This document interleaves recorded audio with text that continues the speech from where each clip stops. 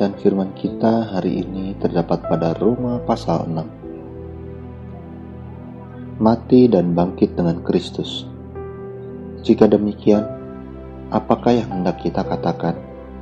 Bolehkah kita bertekun dalam dosa, supaya semakin bertambah kasih karunia itu?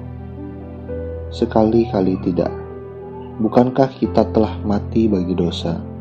Bagaimanakah kita masih dapat hidup di dalamnya? Atau tidak tahukah kamu bahwa kita semua yang telah dibaptis dalam Kristus telah dibaptis dalam kematiannya? Dengan demikian, kita telah dikuburkan bersama-sama dengan Dia oleh baptisan dalam kematian, supaya sama seperti Kristus telah dibangkitkan dari antara orang mati oleh kemuliaan Bapa.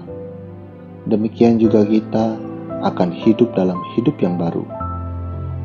Sebab jika kita telah menjadi satu dengan apa yang sama dengan kematiannya, kita juga akan menjadi satu dengan apa yang sama dengan kebangkitannya. Karena kita tahu bahwa manusia lama kita telah turut disalibkan, supaya tubuh dosa kita hilang kuasanya, agar jangan kita menghambakan diri lagi kepada dosa. Sebab siapa yang telah mati, ia telah bebas dari dosa. Jadi jika kita telah mati dengan Kristus, kita percaya bahwa kita akan hidup juga dengan Dia.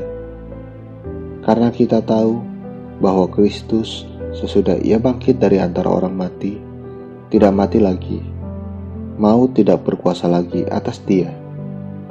Sebab kematiannya adalah kematian terhadap dosa, satu kali dan untuk selama-lamanya, dan kehidupannya adalah kehidupan bagi Allah. Demikianlah hendaknya kamu memandangnya, bahwa kamu telah mati bagi dosa, tetapi kamu hidup bagi Allah dalam Kristus Yesus. Sebab itu, hendaklah dosa jangan berkuasa lagi di dalam tubuhmu yang fana, supaya kamu jangan lagi menuruti keinginannya. Dan janganlah kamu menyerahkan anggota-anggota tubuhmu kepada dosa untuk dipakai sebagai senjata kelaliman. Tetapi serahkanlah dirimu kepada Allah sebagai orang-orang yang dahulu mati, tetapi yang sekarang hidup. Dan serahkanlah anggota-anggota tubuhmu kepada Allah untuk menjadi senjata-senjata kebenaran.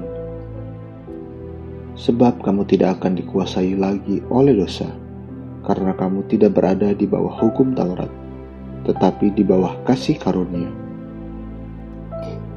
Dua macam perhambaan. Jadi bagaimana? Apakah kita akan berbuat dosa karena kita tidak berada di bawah hukum Taurat, tetapi di bawah kasih karunia? Sekali-kali tidak. Apakah kamu tidak tahu bahwa apabila kamu menyerahkan dirimu kepada seseorang sebagai hamba untuk mentaatinya, kamu adalah hamba orang itu yang harus kamu taati, baik dalam dosa yang memimpin kamu kepada kematian, maupun dalam ketaatan yang memimpin kamu kepada kebenaran?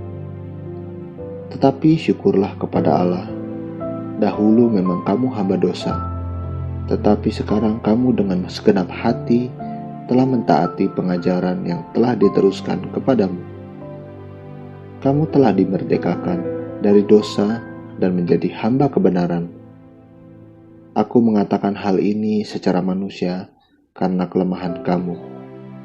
Sebab sama seperti kamu telah menyerahkan anggota-anggota tubuhmu menjadi hamba kecemaran dan kedurhakaan yang membawa kamu kepada kedurhakaan, demikian hal kamu sekarang harus menyerahkan anggota-anggota tubuhmu menjadi hamba kebenaran yang membawa kamu kepada kepengudusan. Sebab waktu kamu hamba dosa, kamu bebas dari kebenaran. Dan buah apakah yang kamu petik daripadanya? Semuanya itu menyebabkan kamu merasa malu sekarang, karena kesudahan semuanya itu ialah kematian.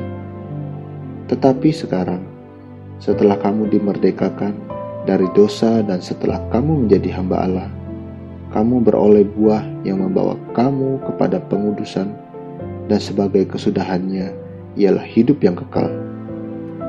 Sebab upah dosa ialah maut, tetapi karunia Allah ialah hidup yang kekal dalam Kristus Yesus, Tuhan kita.